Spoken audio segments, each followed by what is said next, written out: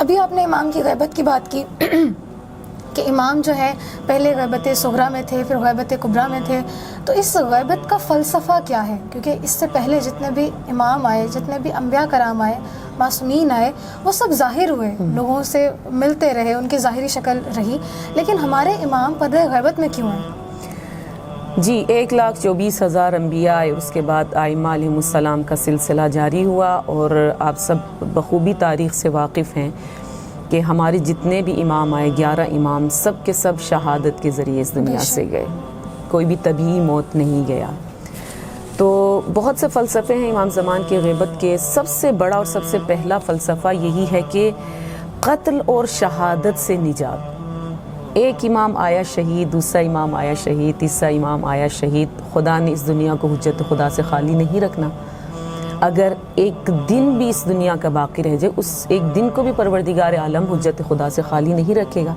وہ پہلا انسان جو پروردگار عالم نے خلق کیا، جو ابو البشر ہیں، جو حضرت آدم علیہ السلام ہیں، وہ بھی حجت خدا تھے۔ بے شک۔ تو یہ دنیا تہس نہس ہو جائے گی اگر حجت خدا سے خالی ہو جائے۔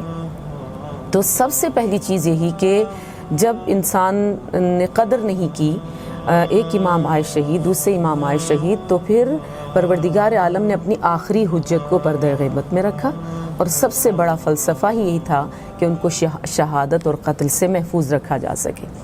دوسرا بڑا فلسفہ قدر شناسی ہے۔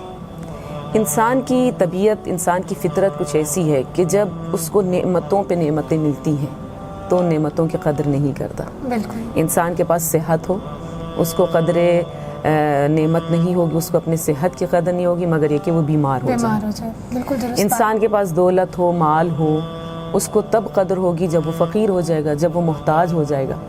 انسان کے پاس جوانی ہے، جوانی کی قدر اس کو تب ہوگی جب وہ بوڑھا ہو جائے گا۔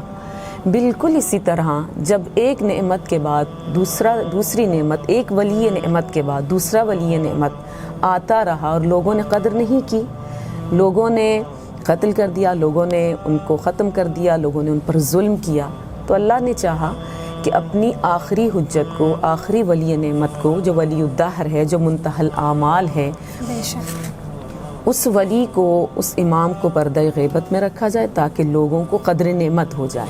ایک چھوٹی سی مثال دیتی ہوں کہ آپ اپنی گلی میں لوگوں کی جو ہے سہولت کے لیے کوئی بلب وغیرہ لگا دیتے ہیں تاکہ لوگوں کو اندھیرے سے تکلیف نہ ہو، رات کے وقت گزرنے میں ان کو کوئی مشکل نہ ہو۔ کوئی بلب لگا دیتے ہیں، کوئی لائٹ لگا دیتے ہیں، بچے آتے ہیں کیا کرتے ہیں، توڑ دیتے ہیں، آپ پھر سے لگا دیتے ہیں، 2 دفعہ 3 دفعہ 10 دفعہ 11 دفعہ آپ لگا دیتے ہیں۔ پھر آپ کہتے ہیں کہ نہیں، لوگوں کو تو قدر نہیں ہو رہی، اب کچھ عرصہ ان کو اندھیرے میں رہنے دیں تاکہ ان کو پتہ چلے کہ روشنی واقعاً کتنی بڑی نعمت ہے، نور کتنی بڑی نعمت ہے، اس کی ضرورت محسوس ہو، اور اس کی ضرورت کتنی زیادہ ہے۔